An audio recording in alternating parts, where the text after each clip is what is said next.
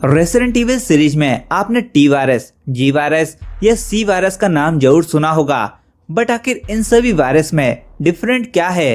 कौन सा वायरस किस तरह काम करता है, या इन सब में से कौन सा वायरस ज्यादा खतरनाक है? नहीं पता तो डोंट वरी, आज की इस वीडियो में मैं इन सभी वायरस को डीपली एक्सप्लेन करने वाला हूँ।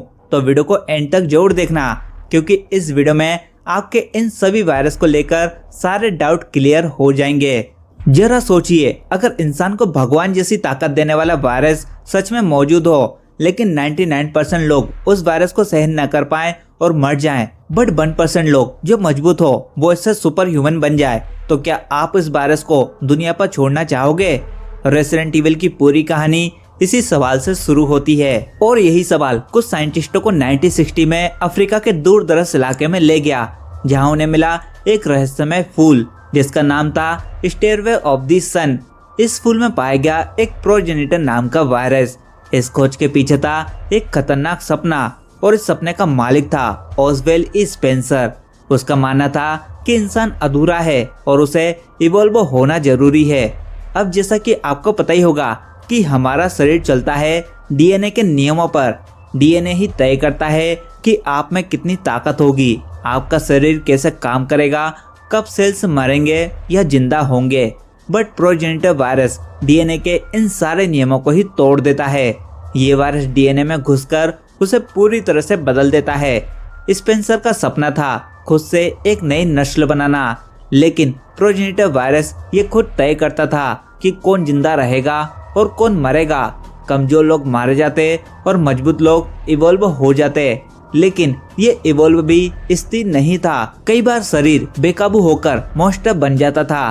प्रोजेनिटर वायरस को सीधा इस्तेमाल करना मुश्किल था, इसलिए अम्ब्रेला कॉर्पोरेशन ने इसे मॉडिफाई करना शुरू किया, और फिर इसी से बने बाकी के सारे वायरस। मतलब अगर प्रोजेनिटर वायरस ना होता तो हमें कभी भी ये टी वायरस, सी वायरस या यूरोवोरो वायरस देखने को नहीं मिलते। तो अब बारी आती है रेसिडेंट इविल यूनिवर्स के सबसे आइकॉनिक और डरावने वायरस की। वो वायरस जिसने रेकून सिटी को नर्क बना दिया था। नाम है टी वायरस। अम्ब्रेला के वैज्ञानिकों ने सोचा कि प्रोजेनिटर वायरस तो बहुत ही अनस्टेबल है, तो उन्होंने उसे मॉडिफाई कर बनाया टी वायरस। मकसद क्या था? इलाज, वैक्सीन नहीं, एक बायो वेपन बनाना, एक ऐसा हथियार जो सेना से ज्यादा ताकतवर हो। टी वायरस काम कैसे करता है? ये डीएनए में ना फैल कर सीधे खून में फैल आपके शरीर के हर सेल्स में जाता है। खासकर ये दिमाग को टारगेट कर दिमाग के फ्रंटल लोब को डैमेज करता है। ये वही हिस्सा होता है जो इंसान को सोचने, प्यार करने और फैसला लेने में मदद करता है। टी वायरस दिमाग के इसी हिस्से को खत्म कर देता है, और बचती है सिर्फ बेसिक चीज जैसे भूख लगना और हमला करना। पर अब सबसे बड़ा सवाल ये आता है कि अगर इंसान मर जाता है तो फिर उसकी बॉडी कैसे चलती रहती है? तो यहीं पर टी वायरस अपना जादू चलाता है। ये हमारे सेल्स को मरने नहीं देता, हमारे मेटाबॉलिज्म को असामान्य तरीके से चालू रखता है, जिससे हमारी बॉडी हाफ डेड स्टेट में चली जाती है। मतलब हमारी बॉडी टेक्निकली जिंदा नहीं रहती, पर पूरी तरह से मरती भी नहीं है, और यही होती है एक ज़ॉम्बी की सिचुएशन। टी वायरस हर इंसान को ज़ॉम्बी नहीं बनाता, कुछ लोग म्यूटेंट भी हो जाते हैं, क्योंकि टी वायरस ग्रोथ हार्मोन्स को बढ़ा देता है।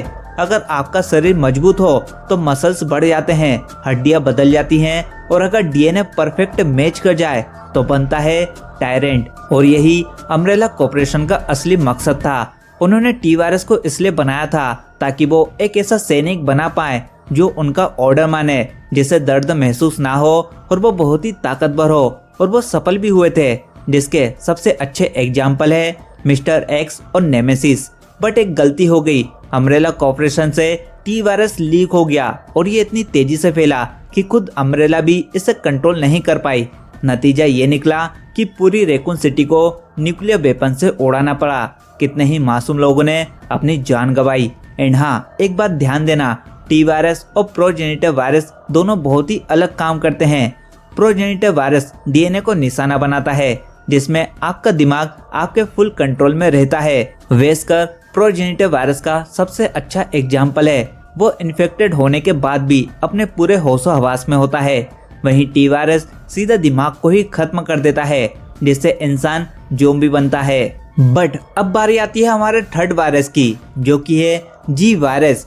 ये हमें रेसिडेंट इविल 2 में दिखा था, जिसे विलियम बिक्रीन ने बनाया था। विलियम बिक्रीन अम्ब्रेला कॉर्पोरेशन का सबसे टॉप साइंटिस्ट था। उसका मानना था कि टी वायरस भी अधूरा है, क्योंकि ज़ॉम्बी बनना तो आसान है, बट असली ताकत है एवोल्यूशन को कंट्रोल करना। इसलिए उसने प्रोजेनिटिव वायरस को और मॉडिफाई कर बनाया जी वायरस। अब आसान भाषा में समझे तो जब जी वायरस बॉडी में जाता है तो ये आपके हर सेल्स के साथ साथ डीएनए में भी घुसता है और बॉडी के ब्लूप्रिंट को ही बदल देता है। मतलब अब बॉडी अपने पुराने नियमों पर नहीं चलती। अगर बॉडी घायल हो जाए तो ये तुरंत ही उसे ठीक करता है।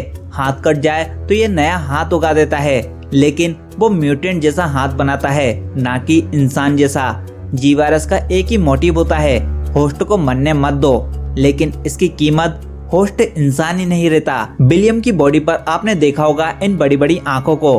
क्यों? क्योंकि जी वायरस इनस्टेबिलिटी के समय एक्स्ट्रा सेंसरी ऑर्गन्स बना देता है। वायरस सोचता है कि ज्यादा आंखें मतलब होस्ट ज्यादा देख पाएगा और उसके सर्वाइवर के चांस भी उतने ही हाई होंगे, लेकिन इस चक्कर में बॉडी में म्यूटेशन अनकंट्रोल हो जाता है और बॉडी उतनी ही खराब होते जाती है। विलियम में भी जैसे जैसे म्यूटेशन बढ़ता गया, उसकी सोचने की शक्ति खत्म होती गई, अग्रेशन बढ़ती गई और कंट्रोल खत्म हो गया। जी वायरस की सबसे खतरनाक बात क्या है पता? ये रुकता नहीं, हर चोट के बाद नया रूप, नई ताकत और नया आकार देता है। विलियम हर स्टेज में और भयानक बनता गया। वो मरना चाहता भी तो जी वायरस उसे मरने नहीं देता। जी वायरस इंसान को अमरता देने की कोशिश थी, लेकिन बिना कंट्रोल के ये एक श्राप बन गया। जी वायरस टी वायरस से ज्यादा खतरनाक है। टी वायरस ज़ॉम्बी बनाता है, बट जी वायरस सोच सकता है, अडॉप्ट कर सकता है और बढ़ सकता है। लेकिन अब बारी आती है रेसिडेंट इविल यूनिवर्स के सबसे अनोखे और इंटेलिजेंट वायरस की, जिसका नाम था टी वेरोनिका वायरस, जिसे बनाया था एलेक्सा एसफोर्ड ने। एसफोर्ड परिवार अम्ब्रेला कॉर्पोरेशन के फाउंडर्स में से एक था। एलेक्सा का सपना था कि उसकी ब्लड लाइन फिर से सुपीरियर बने, इसलिए उसने प्रोजेनिटिव वायरस की रिसर्च को और आगे बढ़ाया एंड टी वायरस को मॉडिफाई कर बनाया टी वेरोनिका वायरस। अब टी वायरस दिमाग को खत्म करता था, बट टी वेरोनिका का मोटिव अलग था। ये दिमाग को खत्म ना कर उसकी रक्षा करता था। मतलब इन्फेक्टेड इंसान सोच सकता था, प्लान बना सकता था और सबसे बड़ी बात खुद को कंट्रोल कर सकता था। यही कारण था कि एलेक्सा एक इंटेलिजेंट मॉन्स्टर बनी थी। टी वेरोनिका वायरस की सबसे खास बात थी कि ये आग को भी बना सकता था, क्योंकि ये वायरस बॉडी के मेटाबॉलिज्म को बहुत ही तेज कर देता, जिससे ब्लड केमिस्ट्री बदल जाती और इंटरनल हीट प्रोडक्शन असामान्य तरीके से बढ़ जाती। नतीजा, एलेक्सा अपनी बॉडी के आसपास फ्लेम लाइक एनर्जी पैदा कर पाती थी। ये जादू नहीं बल्कि एक्सट्रीम बायोकेमिकल रिएक्शन था। सबसे चौंकाने वाली बात, एलेक्सा ने ये वायरस सिर्फ खुद पर ही टेस्ट किया था, लेकिन उसे तुरंत एक्टिवेट न कर वो 15 साल तक क्रायो स्लीप में रही, ताकि वायरस उसके डीएनए के साथ पूरी तरह से मर्ज हो जाए, और वो कुछ समय तक सफल भी रही। लेकिन हर म्यूटेशन के साथ शरीर फिर से अनस्टेबल होता गया और लास्ट में एवोल्यूशन ने एलेक्सा को बचाया नहीं बल्कि खत्म कर दिया। पर टी वेरोनिका वायरस ने यह साबित किया कि वायरस सिर्फ दिमाग को खत्म नहीं करते, बल्कि दिमाग को बचाकर दुनिया को खत्म कर सकते हैं। पर अब बारी आती है उस वायरस की जो शरीर के साथ साथ आपके दिमाग को भी खत्म ना कर उसे कंट्रोल कर लेता है, जिसका नाम है लास प्लागास। टेक्निकली ये वायरस नहीं, एक पैरासाइट है जो हमें रेसिडेंट इविल 4 में देखने को मिला था। लास प्लागास कोई लैब में बना वायरस नहीं था, यह एक प्राचीन परजीवी था जो सदियों पहले स्पेन के एक गांव में पाया गया। लोगों ने इसे टाइम रहते जमीन के अंदर सील कर दिया था, बट फिर आया एक आदमी जिसने इस पैरासाइट को ढूंढकर जमीन से बाहर निकाला। उसका नाम था ओस्मुंड सेडलर। अब सिंपल भाषा में समझें तो जैसा कि हमें पता है कि ये कोई वायरस नहीं, इसलिए काटने या हवा से नहीं फैलता। इस पैरासाइट को शरीर के अंदर डाला जाता है। ये खून के जरिए नहीं, बल्कि ये सीधा हमारे नर्वस सिस्टम और रीढ़ की हड्डी से जुड़ दिमाग के मोटर फंक्शन को ओवरराइड करता है। मतलब होस्ट जिंदा रहता है, सोच सकता है, बात कर सकता है, लेकिन उसकी पूरी बॉडी इस पैरासाइट के कंट्रोल में होती है। टी वायरस के ज़ॉम्बी बेहोश और बेकाबू होते हैं, बट इस पैरासाइट से इन्फेक्टेड लोग खेती भी कर सकते हैं, हथियार चलाने के साथ साथ टीम वर्क भी कर सकते हैं। अब लास प्लागास में भी 2 तरीके के पैरासाइट होते हैं, साधारण प्लागा और डोमिनेंट प्लागा। डोमिनेंट प्लागा वाला होस्ट साधारण प्लागा वाले होस्ट को कंट्रोल कर सकता है, और सेडलर के पास यही डोमिनेट प्लागा वाला पैरासाइट होता है, जिससे वो पूरे गांव को कंट्रोल करता था। अगर ये प्लागा पूरी तरह से मैच्योर हो जाए तो गर्दन से पैरासाइट बाहर निकल सकता है, विशाल टेंटिकल रूप ले सकते हैं। लास प्लागस इतना खतरनाक क्यों था? क्योंकि ये इंसान को मारता नहीं बल्कि उसे अपना गुलाम बना लेता था। ये बायो वेपन नहीं बल्कि माइंड कंट्रोल वेपन था और सेडलर का यही गोल था कि इस पैरासाइट की मदद से पूरी दुनिया पर राज करना। लेकिन लिस्ट में और आगे बढ़े तो फिर बारी आई उस वायरस की जो दुनिया पर राज करना नहीं बल्कि उसे पूरी तरह से मिटा देना चाहता था। इस वायरस का नाम था यूरोबोरो वायरस, जिसे बनाया था एल्बर्ट वेस्कर ने। वेस्कर का सपना था पुरानी मानवता को खत्म कर एक नई नस्ल बनाना। वेस्कर ने प्रोजेनेटिव वायरस को और मॉडिफाई कर बनाया यूरोबोरो वायरस। यूरोबोरो जब शरीर के अंदर जाता है तो ये सबसे पहले शरीर के डीएनए को स्कैन करता है और देखता है कि शरीर इसके काबिल है या नहीं। अगर डीएनए कमजोर हो तो शरीर से काले टेंटिकल बाहर आते और होस्ट मर जाता। बट अगर डीएनए परफेक्ट मैच कर जाए तो होस्ट को मिलती है सुपर स्ट्रेंथ, रिफ्लेक्स और सुपर स्पीड। वेस्कर का शरीर पहले से ही मॉडिफाई था क्योंकि वो ही अकेला प्रोजेनेटिव वायरस के एक्सपेरिमेंट का एकलौता सर्वाइवल था। इसलिए यूरोबोरो वायरस वेस्कर की बॉडी को पूरी तरह से अपना लेता है, जिससे वेस्कर को मिलती है काफी सारी ताकत। बट लास्ट में पावर ओवरलोड उसके लिए भी घातक साबित हुआ। वेस्कर का असली प्लान था यूरोबोरोस को पूरी दुनिया में फैलाना। जो सरवाइव कर जाए वो ही दुनिया के शासक होंगे, बाकी सब इतिहास बन जाएंगे। लेकिन अब जरा सोचो, एक वायरस आपको ज़ॉम्बी ना बनाए बल्कि आपको होश में रखते हुए एक चलता फिरता हथियार बना दे और हर चोट के बाद आपका शरीर खुद को अपग्रेड कर ले, तो क्या आप इसे एक बीमारी कहोगे या वरदान? रेसिडेंट इविल का सबसे आधुनिक बायो वेपन सी वायरस, जो हमें रेसिडेंट इविल 6 में दिखा था, इसे बनाया था कार्ला ने, जो कि सीमोस के लिए काम कर रही थी। सी वायरस असल में टी वायरस और जी वायरस का मिक्स वर्जन था। मतलब सी वायरस में टी वायरस जैसी ज़ॉम्बी इन्फेक्शन की स्पीड थी और जी वायरस जैसी म्यूटेशन पावर। सी वायरस भी होस्ट के दिमाग के बजाय उसके शरीर को कंट्रोल करता था, यानी कि सी वायरस में भी इंसान सोच सकता था, बात कर सकता था और हथियार चला सकता था। अब सी वायरस में जी वायरस भी मिक्स था, इसलिए सी वायरस भी होस्ट के शरीर के अंगों को फिर से उगा सकता था, मॉडिफाई कर सकता था। मतलब शरीर को जितनी चोट लगेगी ये वायरस शरीर को उतना ही मॉडिफाई करता जाएगा। कुछ मामलों में सी वायरस होस्ट को एक ककून में भी डाल देता था, जिसके अंदर वो शरीर को पूरी तरह से रिबिल्ड करता, डीएनए को फिर से बनाता और बाहर निकलता एक नया मॉन्स्टर।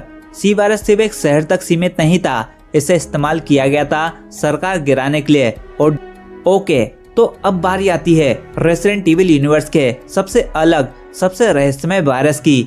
असल में ये भी कोई वायरस नहीं बल्कि एक फंगस है, जिसे मोल्ड म्यूटामाइसेट कहा जाता है। यह हमें दिखाता रेसिडेंट इविल 7 में। ये फंगल माइंड की तरह काम करती है। ये बॉडी के अंदर जाते ही सेल्स के अंदर घुस पुराने सेल्स को पूरी तरह से खत्म कर उनकी जगह नए फंगल सेल्स बना देती है। मतलब बाहर से तो आपका शरीर नॉर्मल दिखेगा, बट अंदर से ये फंगल बॉडी को पूरी तरह से रिप्लेस कर एक मॉन्स्टर बना देती है। इस फंगल की सबसे अनोखी शक्ति है कि आपकी मेमोरी को एब्जॉर्ब कर अपना बना लेती है। ये आपके दिमाग के पैटर्न, यादें, भावनाओं सबको एब्जॉर्ब कर लेती है। इसलिए शरीर के मरने के बाद भी आपकी सारी यादें इस फंगल मोल्ड के जरिए हमेशा जिंदा रहे दूसरे में ट्रांसफर भी हो सकती है। रेसिडेंट इविल 7 में एवेलिन को मोल्ड फंगल से ही बनाया गया था। वो दूसरों को इन्फेक्ट कर सकती थी और उनके दिमाग को कंट्रोल कर सकती थी, जैसा उसने बेकर फैमिली के साथ किया था।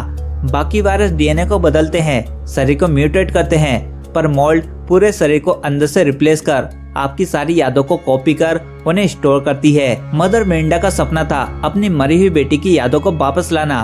वो मानती थी कि मोल्ड की मेमोरी कॉपी की शक्ति से वो अपनी बेटी की यादों को दोबारा बना सकती है।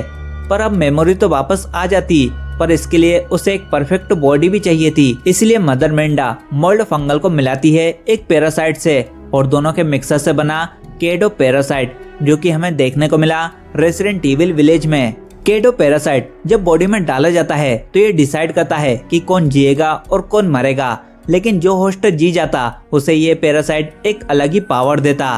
केडो पैरासाइट बॉडी के अंदर जा मोल्ड के साथ मिलकर बॉडी के सेल्स के साथ साथ डीएनए को भी बदलना शुरू कर देता है। इस पैरासाइट का सबसे खतरनाक पहलू था जेनेटिक टेस्ट। अगर होस्ट का डीएनए कंपेटेबल हो तो उसे एक अनोखी शक्ति मिलती। बॉडी म्यूटेंट होकर भी स्टेबल रहती विद आपकी यादों के साथ। अगर डीएनए कमजोर हो तो बॉडी तुरंत ही मर जाती। मदर मिर्डा ने इस पैरासाइट को कई लोगों पर टेस्ट किया था, लेकिन 4 लोग ही इसे सरवाइव कर पाए और चारों को अलग अलग पावर्स मिली। सबसे पहली है लेडी दिमित्रेसु, जिसे वेम्पायर जैसी शक्ति मिली। सेकंड है कार्ल हाइजेनबर्ग, जिसे मैग्नेटिक पावर मिली। थर्ड है सेल्वाटोर मोरो, जिसे एसिटिक पावर मिली। और लास्ट है डोना बेनिविएटो, जिसे साइकोलॉजिकल मैनिपुलेशन और हेलुसिनेशन की पावर मिली। मदर मिर्डा अपनी बेटी ईवा को वापस लाना चाहती थी और उसके केडो पैरासाइट एक्सपेरिमेंट का मकसद था एक परफेक्ट बॉडी को ढूंढना जिसमें वो ईवा की यादों को ट्रांसफर कर सके। अब ओवरऑल कंक्लूजन की बात करें तो प्रोजेनिटर से कहानी शुरू हुई। टी वायरस ने दुनिया को ज़ॉम्बी का डर दिया, वहीं जी वायरस ने अमरता को श्राप बना दिया। टी वेरोनिका ने बुद्धि को हथियार बनाया तो लास प्लागास ने आजादी छीनी। यूरोवायरस ने मानवता को जज किया और सी वायरस ने युद्ध को इवॉल्व कर दिया तो मोल्ड ने पहचान ही मिटा दी और केडो पैरासाइट ने इंसान को ही एक्सपेरिमेंट बना दिया। लेकिन इन सब में एक चीज कॉमन थी, वायरस, म्यूटेशन या मॉन्स्टर नहीं, इंसान का लालच। रेसिडेंट इविल हमें एक बात सिखाता है, खतरा किसी वायरस से नहीं था, खतरा उस इंसान से था जो खुद को भगवान समझ बैठा। हर वायरस के एक्सपेरिमेंट के पीछे एक सपना था, अमर बनने का, सबसे बड़ा और दुनिया बदलने का। लेकिन हर बार एक ही रिजल्ट निकला, विनाश। वायरस सिर्फ एक बहाना था, असली खतरा हमेशा इंसान ही था और शायद यही रेसिडेंट इविल का असली डर है। अगर आपको ये डीप बैकग्राउंड पसंद आया हो तो वीडियो को लाइक करो, अपने दोस्तों को शेयर जरूर करो और कमेंट में बताओ कि आपको रेसिडेंट इविल का सबसे खतरनाक वायरस कौन सा लगा। एंड चैनल पर नए हो तो प्लीज इसे सब्सक्राइब किए बिना मत जाना, क्योंकि ऐसी वीडियो बनाने में बहुत ही मेहनत लगती है। तो मिलता हूँ जल्दी, तब तक के लिए good bye and take care.